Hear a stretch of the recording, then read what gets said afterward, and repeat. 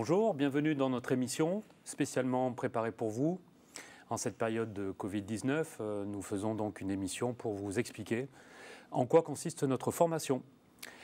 Donc notre formation se situe à Villefontaine, une petite ville du nord de l'Isère, à une trentaine de kilomètres de Lyon, qui est plutôt bien desservie par les bus et par les trains. Nous sommes au sein d'un lycée qui s'appelle le lycée Léonard de Vinci.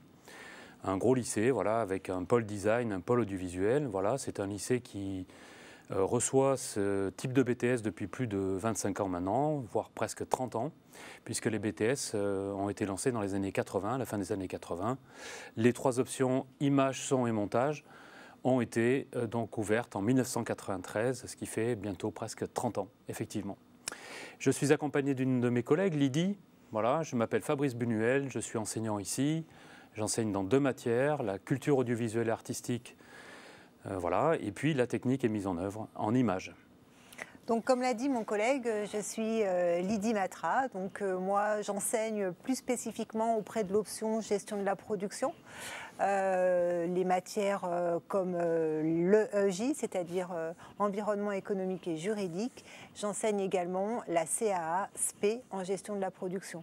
Mais j'ai aussi tous les élèves de première et deuxième année dans une matière qu'on appelle expression et communication. Donc nous en reparlerons tout à l'heure. Nous reparlerons en fait des différentes matières qui sont dispensées en BTS. Tout de suite, je vais vous présenter les 5 options que l'on a ici au BTS audiovisuel. Donc le BTS se déroule sur 2 années et nous accueillons chaque année 50 étudiants sur les 5 options, à raison donc de 10 étudiants par option. Alors les 5 options sont donc les métiers du son, les métiers de l'image, le montage et la post-production, la gestion de la production et la technique d'ingénierie et exploitation des équipements. Oui, alors je vais présenter donc les métiers de l'image. Les métiers de l'image recoupent en quelque sorte tous les métiers qui sont autour de la lumière et du cadre. Voilà, on oublie souvent de parler de la lumière, mais c'est vrai que c'est une constante et une dominante assez importante chez nous en image en tout cas. C'est vrai que les étudiants sont amenés à travailler beaucoup la lumière, comme vous pouvez le voir sur ce plateau, avec les différents choix artistiques et techniques qui ont été faits par ces étudiants. Globalement, les métiers vont être des métiers qui s'orientent beaucoup vers le cadre, alors que ce soit pour le reportage ou pour la fiction ou pour tout simplement la vidéo institutionnelle à l'intérieur de sociétés qui sont spécialisées dans des produits audiovisuels de tout type. On peut intégrer les clips, les publicités, les courts-métrages, voilà. Ensuite, nous avons aussi un métier qui se développe depuis environ une dizaine d'années, c'est ce qu'on appelle le métier d'étalonneur. Ça nécessite aussi d'avoir un regard assez affûté. Et puis, une bonne formation en image, ce sont des gens qui vont travailler sur le rendu final d'une image, donc surtout en post-production, au moment où un film, une fiction, une émission, un reportage va arriver à sa finalité. Ensuite, nous avons évidemment aussi en image tous les métiers qui concernent la lumière, je le disais tout à l'heure, et c'est assez vaste. Ça peut aussi bien concerner tout ce qui est éclairage de fiction, mais aussi de l'éclairage qui est plus dédié à, par exemple, de la captation musicale, du concert, du spectacle vivant, voire éventuellement du théâtre. Voilà. Souvent d'ailleurs, les étudiants qui sortent de chez nous seront plutôt amenés à travailler sur des postes d'éclairagistes. Pas tout de suite des postes de directeur de la photographie, c'est un petit peu tôt pour qu'ils le deviennent. Et j'oublie aussi les métiers de la machinerie, ce qu'on appelle la machinerie. Vous verrez ici en plan large, par exemple, un de nos étudiants qui travaille sur un travelling circulaire avec une caméra. On peut le voir d'ailleurs presque immédiatement. Voilà. Et donc, ce qu'on appelle les métiers de la machinerie sont les métiers qui concernent tout ce qui est travelling, grue, voilà, qui vont être utilisés dans des produits audiovisuels et qui deviennent très très répandus depuis quelques années. Voilà, on imagine mal aujourd'hui un film, une fiction ou une émission se réaliser sans mouvement. Pour le son, en ce qui concerne le son, eh bien, nous allons avoir surtout des étudiants qui vont être je n'oublie pas de le préciser, et je crois que c'est très important, qui ont une bonne base musicale et surtout une pratique musicale assez développée. C'est d'ailleurs un des critères du recrutement que nous effectuons ici en son. On va demander aux étudiants évidemment d'avoir une bonne maîtrise musicale. Mais les métiers qui leur sont proposés sont des métiers qui concernent essentiellement, bien sûr, la prise de son. Donc cette prise de son, elle peut être faite pendant des fictions, en son direct, hein, ce qu'on appelle percher le son, voilà, donc pour des futurs perchman, mais aussi pour tout ce qui va consister à créer une atmosphère, un design sonore, comme on dit aujourd'hui, dans un produit audiovisuel, c'est-à-dire à la fois mélanger de la musique, des sons d'ambiance, des bruitages, le tout qui va évidemment permettre de créer une ambiance sonore. On peut dire aussi que pour les sons, il y a tout un lien avec la partie captation musicale de concert, voire même d'enregistrement en studio, puisque certains étudiants vont se spécialiser ensuite dans la prise de son dans ces domaines-là, captation et, je disais, studio son. D'accord Fabrice, je vais vous présenter moi les 3 autres options. Donc je vais commencer par l'option montage et post-production. Donc en fait cette formation s'appuie surtout sur l'apprentissage en fait de logiciels spécifiques au montage, également le compositing, l'étalonnage et bien sûr l'infographie. Alors par exemple, ce que vous voyez à l'écran, c'est du travail en fait des monteurs en fait habillés une émission par exemple. Ça c'est le travail des monteurs. Donc il ne faut pas oublier pour les monteurs le gros travail sur l'aspect en fait scénaristique d'un montage. En ce qui concerne l'option gestion de la production, alors on les appelle ici les gestionnaires. Hein, donc les gestionnaires, ce sont un petit peu les chefs d'orchestre en fait d'un projet, puisqu'en fait c'est eux qui organisent, qui planifient un projet, quel qu'il soit, hein, une émission, un documentaire, etc., de A à Z. C'est eux, par exemple, qui doivent trouver les autorisations, les lieux de tournage, qui doivent planifier les différentes séquences, par exemple. Donc, en fait, c'est vraiment un poste clé hein, sur un tournage. Donc, en fait, ces étudiants doivent avoir un bon bagage au niveau gestion, puisqu'ils font également hein, toute la partie, en fait, comptabilité. Et puis également une bonne connaissance technique puisqu'ils sont en lien avec tous les intervenants sur un tournage. Surtout de la part des étudiants, d'avoir une bonne base relationnelle, c'est-à-dire une bonne base relationnelle, ouais, effectivement. Des étudiants qui ont envie vraiment de travailler en équipe et qui sont voilà, qui sont ouverts d'esprit, qui ont envie de communiquer. Voilà, il faut être curieux, voilà. Effectivement, et puis avoir envie hein, de communiquer avec toutes les personnes, hein, tous les intervenants sur un tournage, et puis également une bonne connaissance juridique, hein, puisque les problèmes juridiques peuvent rencontrer certains tournages, hein, bah, c'est eux qui les géreront également. Et puis pour terminer, la dernière option, donc technique d'ingénierie et exploitation des équipements. Donc les étudiants dans cette option verront entre autres l'ingénierie vidéo, l'installation et le paramétrage d'équipements audiovisuels ainsi que la gestion des réseaux spécialisés. Alors cette option, c'est une option très polyvalente. Ces élèves-là, en fait, touchent un petit peu à tout, hein, puisqu'ils touchent au montage, ils touchent au son, mais également à la vidéo. Donc c'est un travail qui est très technique hein, et manuel.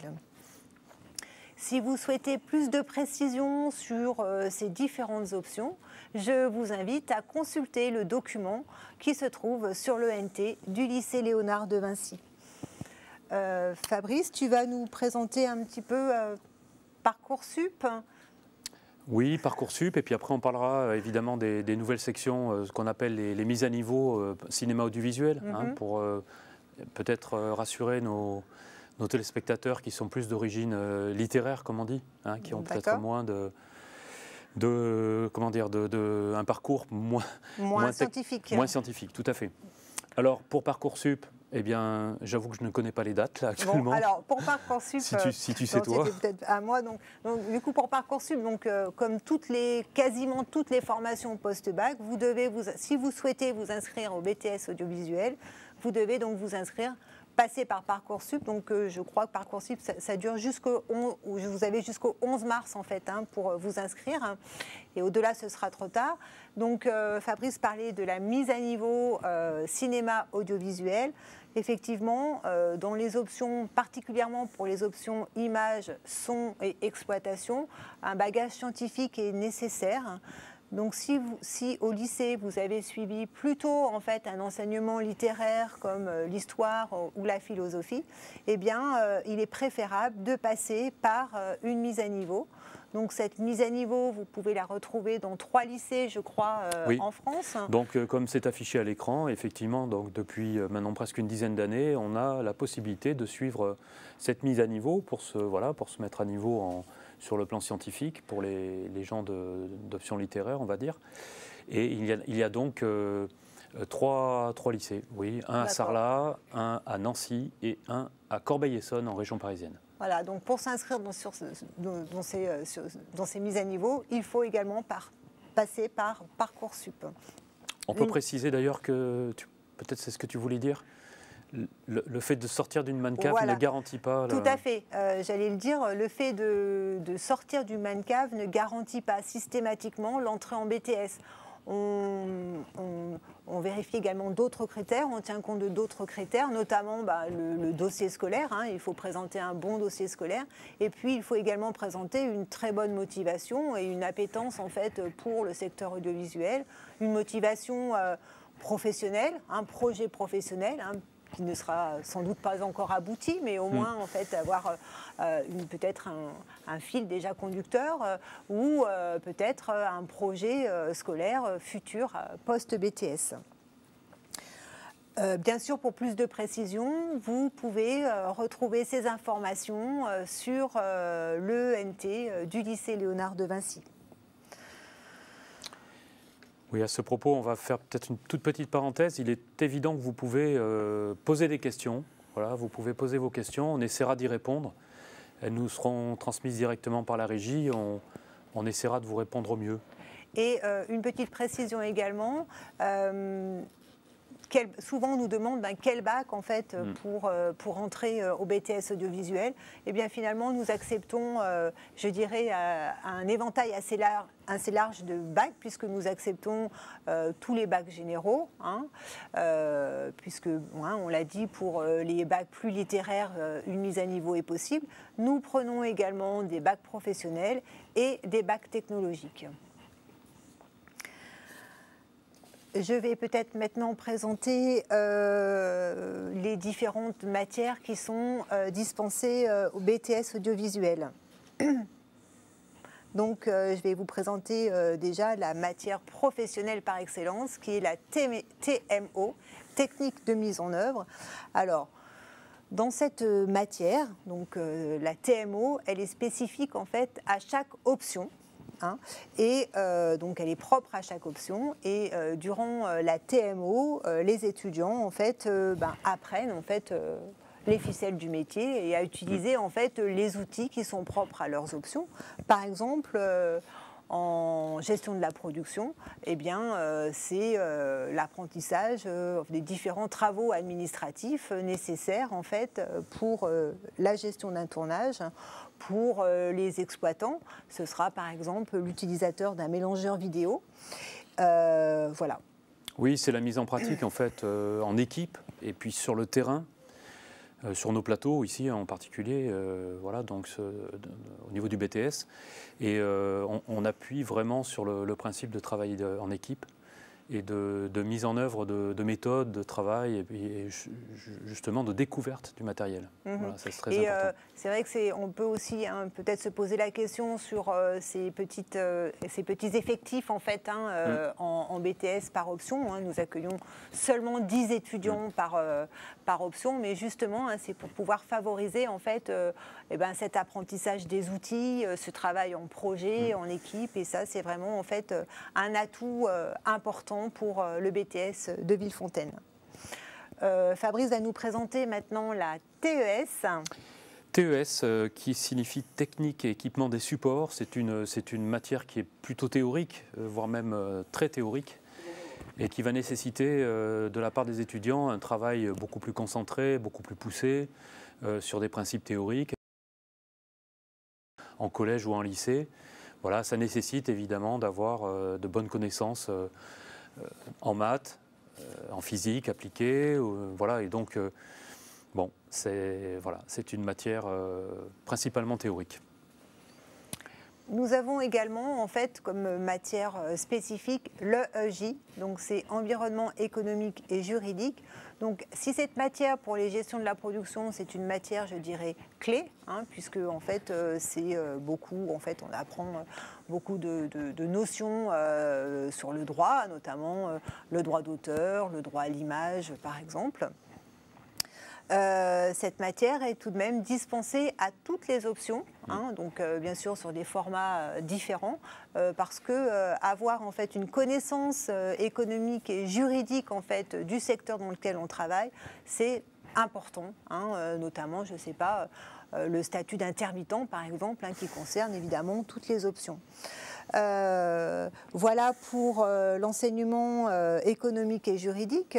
Nous avons également donc, un enseignement qui est dispensé également à tous les étudiants, c'est la CAA, la culture audiovisuelle et artistique.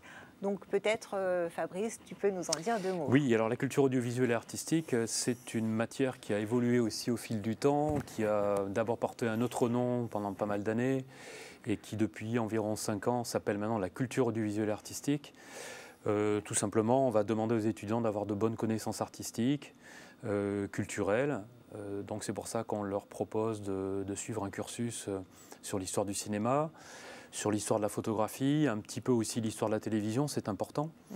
Mais aussi avoir des outils, une méthodologie en ce qui concerne la compréhension de ce qu'ils regardent, de ce qu'ils écoutent, et en particulier tout ce qui va être de l'analyse, en quelque sorte, de documents, soit photos, peintures, séquences de films, clips, publicités, etc.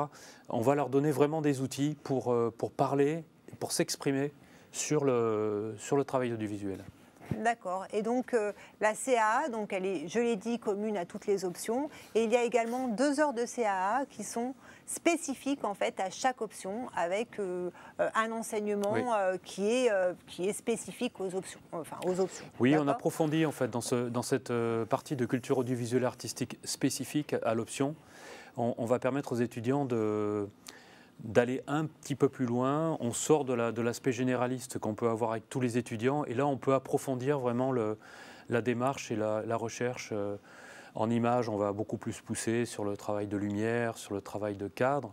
En son, ils vont être beaucoup plus attentifs à un travail de post-production, des connaissances. Voilà. Et en gestion, par exemple, on va travailler davantage sur la promotion des films de cinéma, sur le marketing à la télévision, par exemple.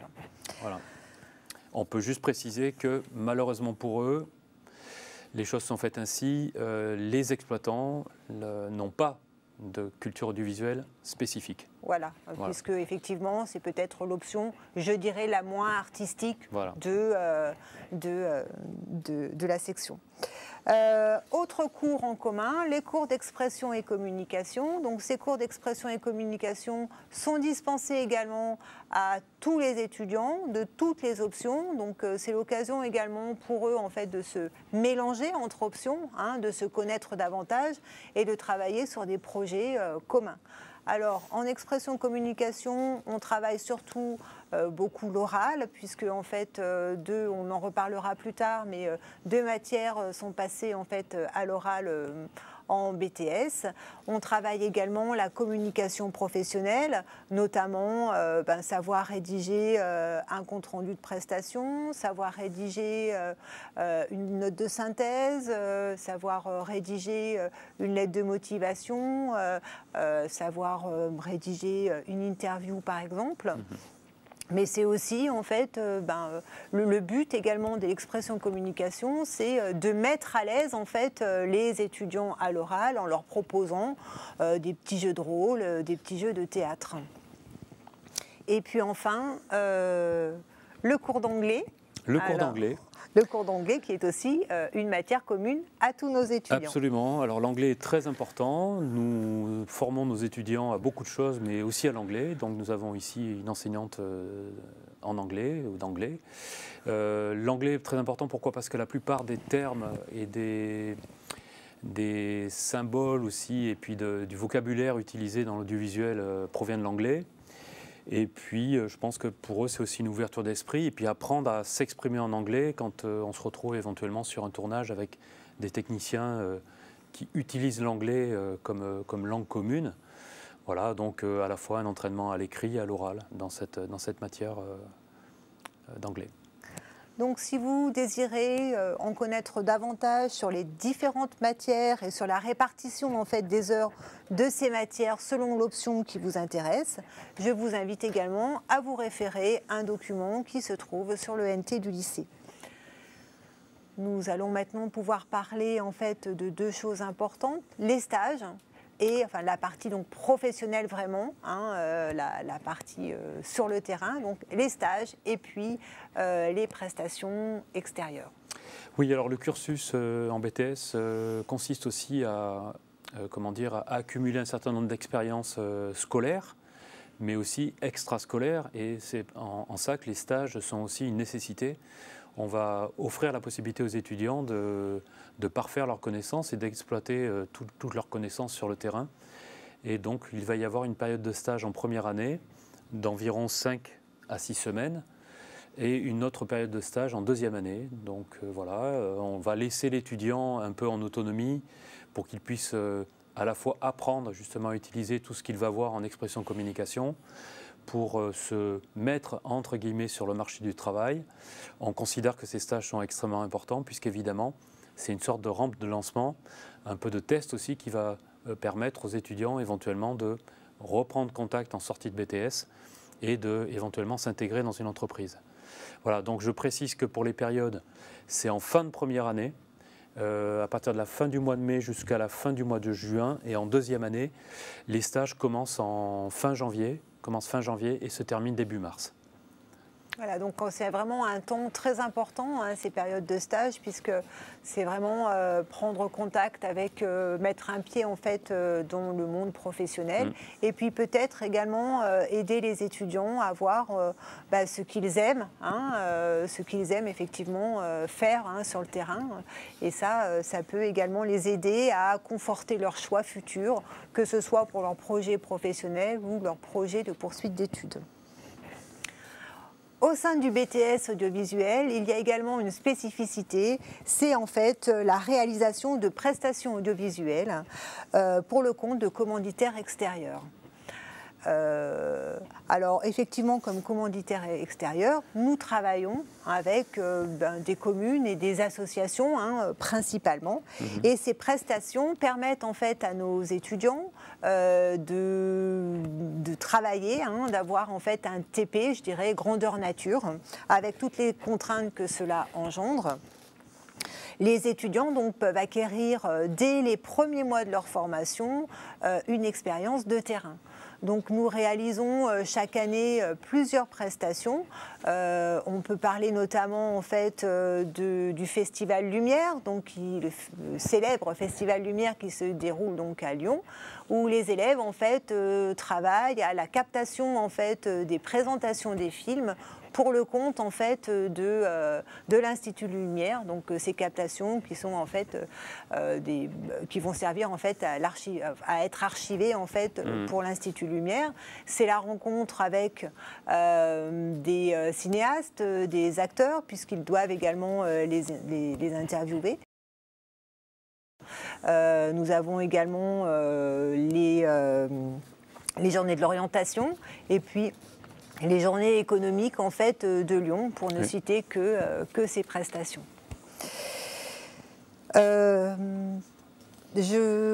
Alors, pour l'obtention du diplôme, On va peut-être, Lydie, on va peut-être faire un petit tour en régie. Alors, on va faire un petit tour en régie. On va aller faire un petit tour en régie parce qu'on parle beaucoup, là, c'est la théorie ce qu'on fait. Il faut montrer un petit peu à nos spectateurs, téléspectateurs, ce qui se passe en régie. Donc, on va basculer en régie. Vous pouvez voir donc nos étudiants en plein travail. Voilà, donc là, l'ingénieur de la vision qui s'occupe des différentes images produites par les caméras avant qu'elles soient sélectionnées et commutées par la réalisatrice qui va nous faire un petit coucou, j'espère, la réalisatrice. Ben voilà. Et puis, on va avoir les assistants, script, et on va tourner vers les sons. Voilà, on va voir les sons au travail, avec la console son, et tout au fond, toute la partie informatique. Voilà, on a les petits coucous des différents techniciens. Voilà. Et voilà, là, ce sont donc les premières années qui travaillent sur ces JPO. Et toutes les options, en fait, travaillent ensemble. Et c'est vraiment aussi pour eux une opportunité, puisqu'il faut essayer de trouver quand même du positif dans cette situation. Une opportunité, en fait, de faire un grand télé tous ensemble. Nous allons maintenant vous présenter peut-être les débouchés après le BTS. Donc, tu peux peut-être nous en dire 2 mots, Fabrice? Oui, alors 2 mots, ça va être compliqué parce que ça va être beaucoup plus long que ça. Alors, les métiers de l'audiovisuel sont plutôt des métiers, on va dire, on a à peu près 70% de la masse de travail qui est proposée et qui se trouve beaucoup quand même dans le domaine de la télévision et de la vidéo institutionnelle. C'est vrai qu'il faut bien considérer que nous ne sommes pas une école de cinéma. Il peut y avoir effectivement des étudiants qui sont passionnés de cinéma et qui vont ensuite s'orienter vers ce domaine, mais nous ne sommes pas en réalité une école de cinéma. Nous allons permettre à des étudiants éventuellement de préparer des concours ensuite pour entrer dans des écoles, on en parlera ultérieurement, mais la plupart du temps c'est quand même de la vidéo, c'est quand même de la vidéo institutionnelle qu'on va leur proposer. On va commencer tout simplement comme assistant vidéo, ce qu'on appelle un assistant vidéo, c'est quelqu'un qui va être capable de gérer toute la partie tournage, cadrage, parfois la lumière aussi. Globalement, voilà, c'est le secteur dans lequel on recrute beaucoup. On a aussi un phénomène depuis quelques années, c'est la création de mini-entreprises, voilà, de petites entreprises qui se créent autour de 1 voire 2 personnes maximum, avec un matériel souvent réduit, mais qui demande des compétences extrêmement étendues. Voilà. Oui, c'est vrai que nous formons des techniciens, mais il faut dire qu'aujourd'hui, la plupart de nos étudiants... Oui, nous allons faire. On a oublié le temps de question. Alors, on termine peut-être sur cette partie. Donc, effectivement, je disais que la plupart de nos étudiants aujourd'hui n'entrent pas directement dans la vie active, mais choisissent plutôt de continuer leurs études. Donc, je dirais qu'il y a 3 voies principales en fait qui sont prises par nos étudiants. Le plus souvent, nos étudiants choisissent de continuer en licence professionnelle, quelle que soit en fait l'option choisie. Il existe effectivement de nombreuses licences professionnelles en alternance, souvent, qui leur permettent en fait, de se spécialiser dans un domaine particulier. Nos étudiants peuvent également intégrer une licence générale à la fac.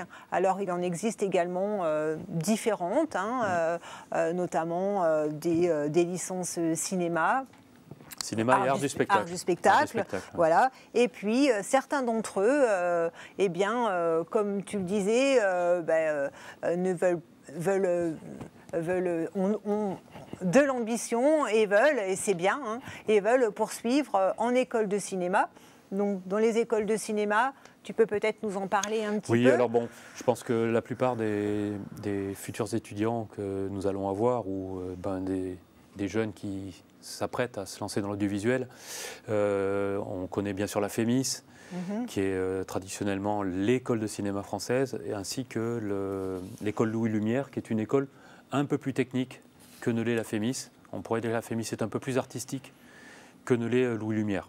Je précise que nous ne sommes pas en réalité une formation dédiée à ces écoles. Parce que souvent, on voit dans les lettres de motivation que l'on trouve dans les dossiers de candidature, souvent un peu ces propos de la part des futurs étudiants qui nous disent « nous aimerions avoir un BTS pour pouvoir ensuite intégrer une école de cinéma ». Donc là, je pense qu'il faut être assez clair. Nous ne sommes pas vraiment une passerelle pour aller dans ces écoles de cinéma.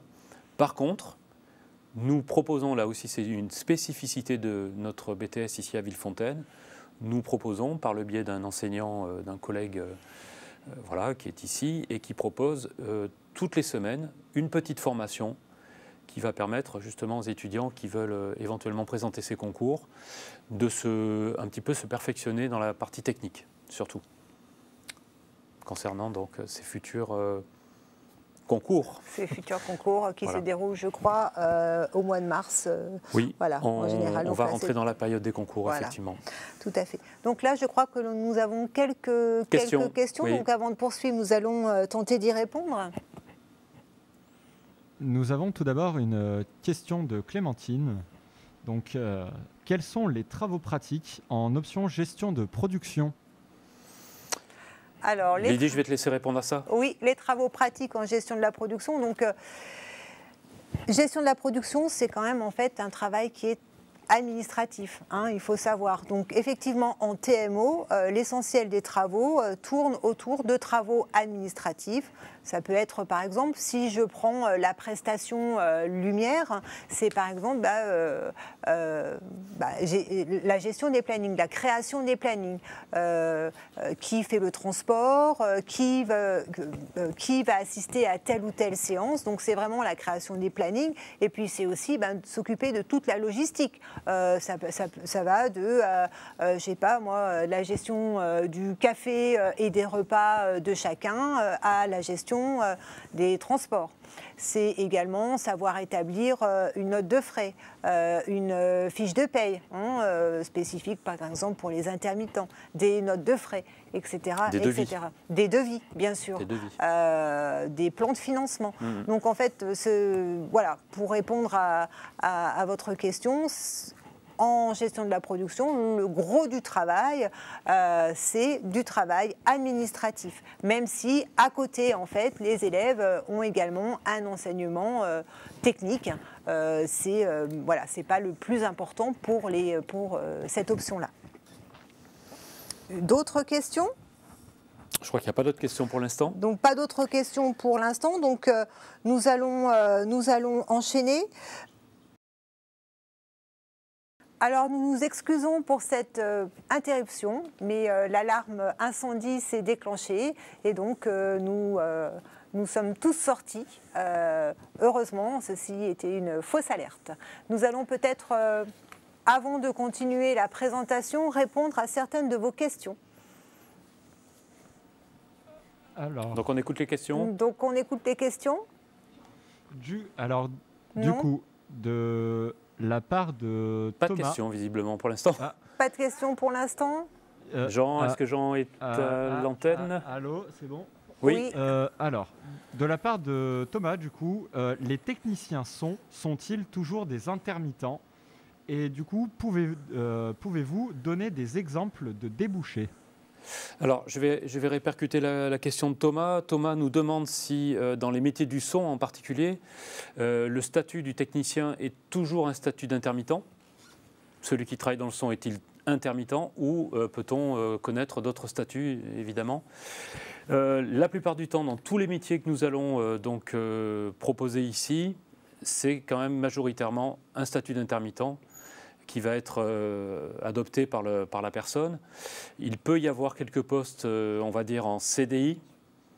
Oui, il peut y avoir quelques postes en CDI, en contrat en durée indéterminée ou contrat en durée déterminée, CDD, qui sont un peu moins fréquents et plus rares. Mais on va dire que majoritairement, ce sont quand même des futurs intermittents que nous formons. On écoute la question suivante si vous voulez bien. Peut-être aussi répondre au métier en fait des sondiers. Quel métier Ah oui, quel métier? Alors, les métiers, alors ça, c'est un peu en lien avec les débouchés évidemment. Eh bien, comme je l'ai dit tout à l'heure en présentation de cette option, on va avoir quand même beaucoup de métiers de la post-production sonore. On va avoir des métiers, beaucoup de preneurs de son, d'ingénieurs du son. Voilà. Et donc, comme je l'ai dit, ça peut être aussi bien pour de la fiction que pour du film institutionnel, ou voire tout simplement de la captation musicale, ou voire du travail en studio, studio son. Donc en fait, les métiers sont nombreux après l'option son. Je crois que nous avons une deuxième question.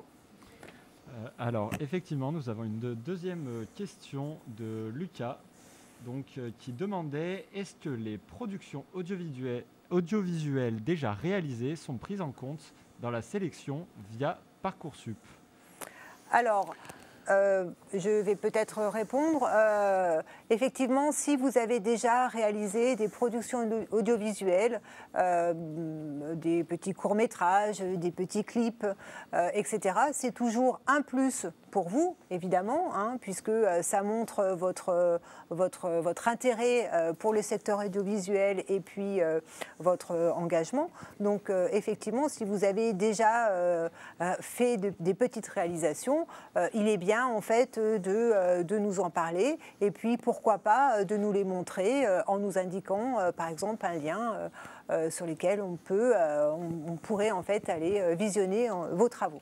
Oui, il faut préciser que cette question qui nous est posée est posée dans l'optique justement de présenter un dossier. Est-ce que le dossier c'est simplement une lettre de motivation avec un CV, avec ce qui constitue habituellement ce dossier, ou bien est-ce qu'on peut ajouter un certain nombre de pièces qui sont tout simplement des productions du visuel ou des réalisations. Voilà. Évidemment, vous pouvez, avec un système de lien, nous joindre vos productions. Un petit conseil, ce n'est pas la peine de nous envoyer non plus des quantités et des quantités de films ou de productions. Essayez plutôt de faire une bonne sélection, voire même de nous présenter une seule chose qui sera suffisamment convaincante, plutôt que de nous présenter beaucoup de choses que nous n'aurons de toute façon pas le temps de regarder. Nous continuons peut-être sur les débouchés.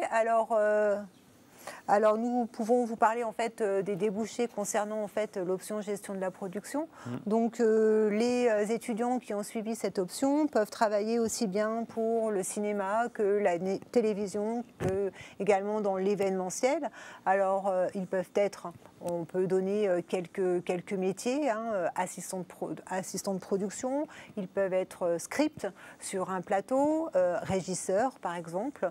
Donc en fait des métiers divers et variés que peuvent en fait faire les élèves qui ont suivi cette option.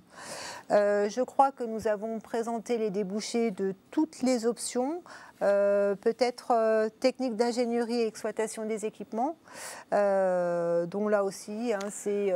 oui, on peut peut-être donner un petit exemple. Oui. On a sur la région de Lyon, et en particulier sur le quartier Confluence à Lyon, une société qui s'appelle, donc c'est une chaîne de télévision en continu qui s'appelle Euronews.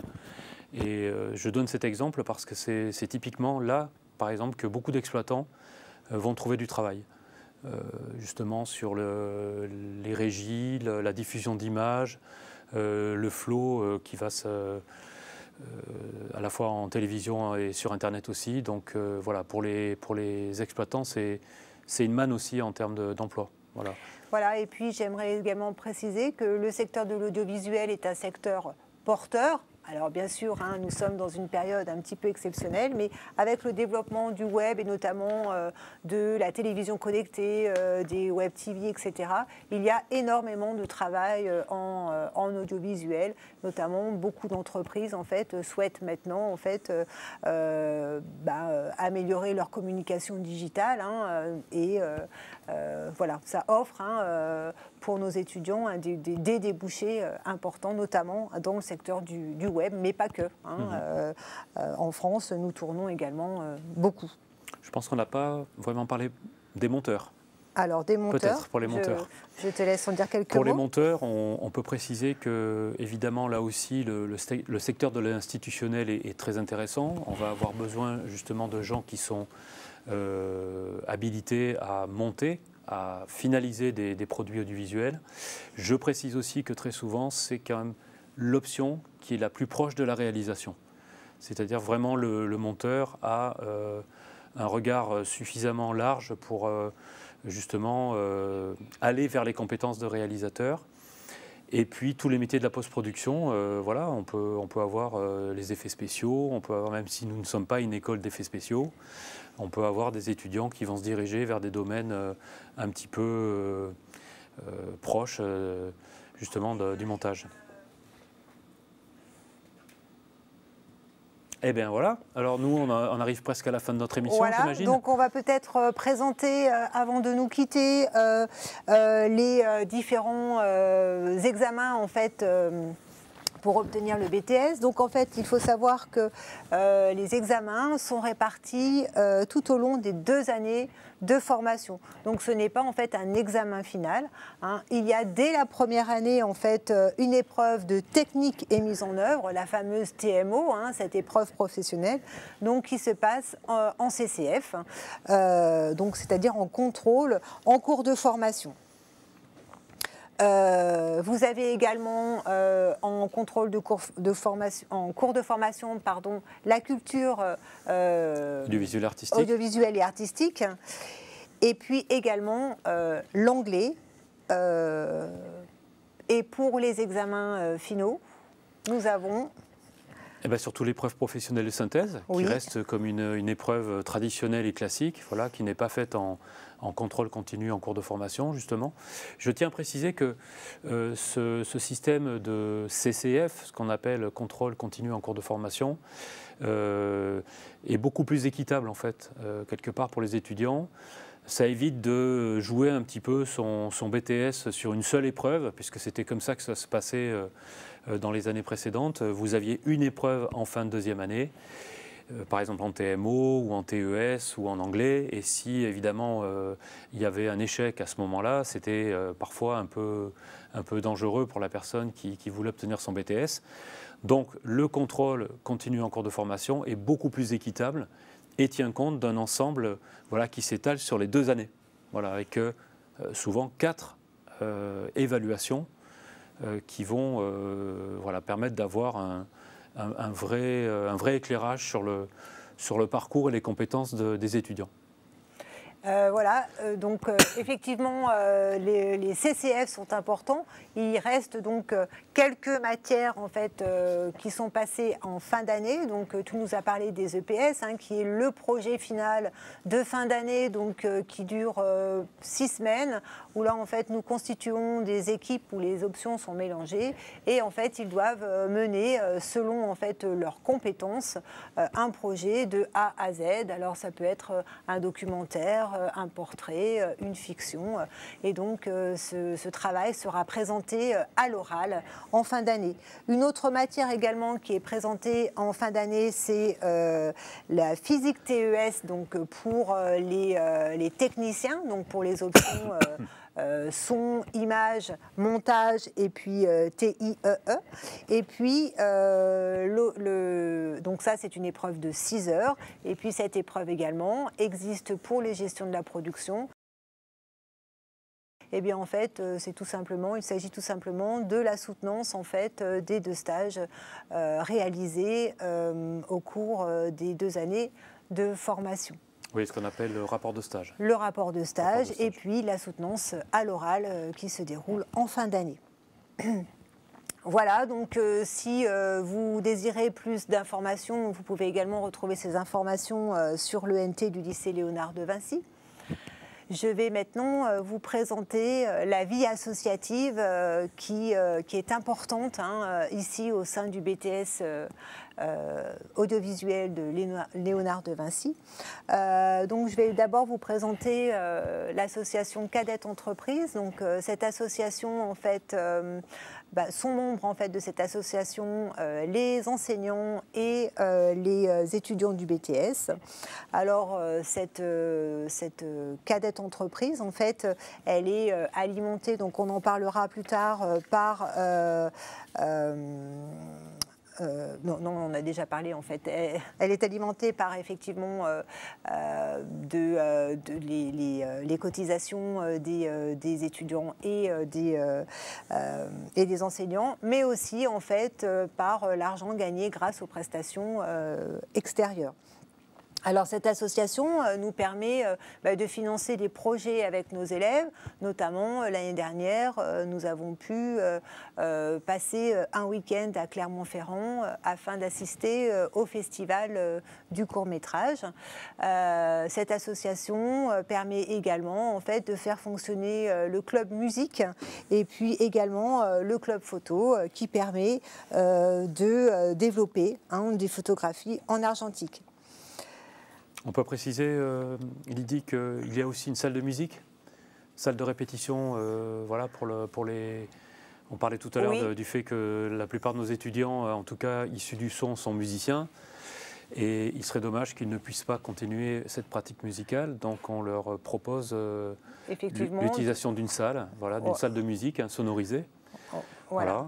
On propose aussi, donc tu l'as dit, éventuellement des cours et puis un petit peu d'initiation à la photo argentique. Voilà, donc on dispose d'un labo photo pour effectivement mettre en pratique en fait le développement des photos en argentique. Voilà.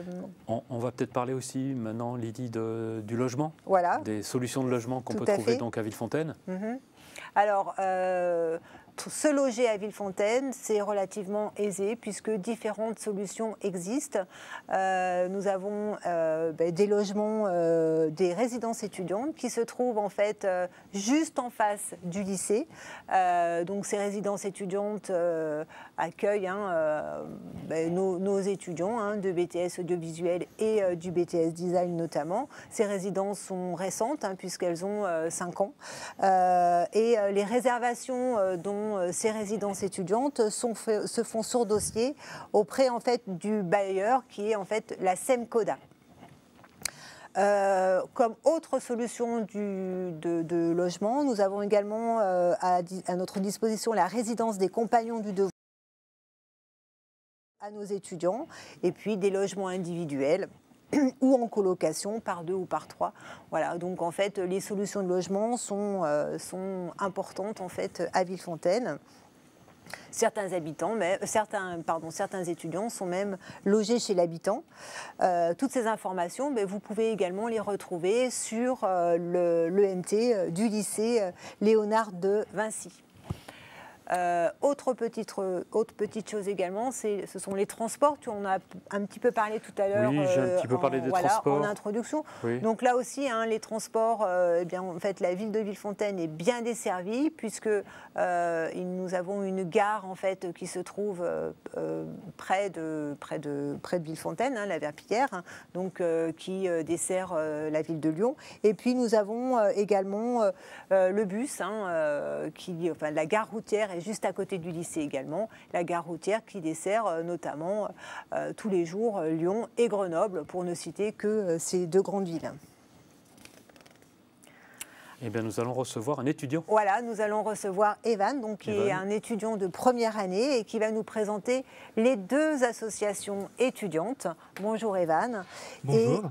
Et qui pourra également répondre à certaines de vos questions. Donc, bonjour à tous. Je m'appelle Evan Michel et je suis un étudiant en première année de montage et post-production. Donc, si je suis là, c'est pour vous présenter les 2 associations étudiantes des élèves au BTS audiovisuel de Villefontaine.